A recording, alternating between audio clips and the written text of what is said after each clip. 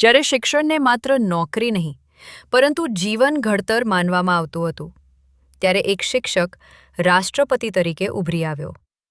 Doctor Zakir હુસેનની વાત અહીંથી શરૂ થાય છે. ફેક્ટ 1. 8 ફેબ્રુઆરી 1897ના રોજ હૈદરાબાદમાં જન્મેલા ઝાકીર હુસેનનું બાળપણ સાદું હતું, પરંતુ પરિવારમાં શિસ્ત, વાંચન અને વિચારને વિશેષ મહત્વ મળતું હતું. ફેક્ટ 2.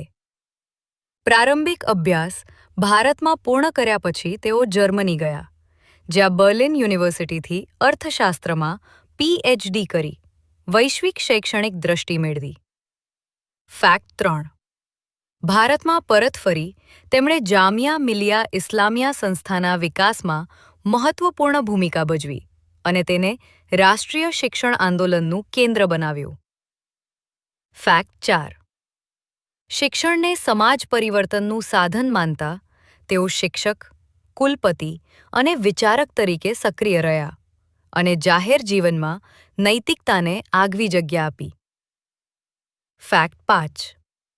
1967માં ભારતના ત્રીજા રાષ્ટ્રપતિ બન્યા અને કાર્યકાળ દરમિયાન અવસાન પામ્યા, જેથી સેવા કરતા કરતા વિદાય લેનારા પ્રથમ રાષ્ટ્રપતિ બન્યા.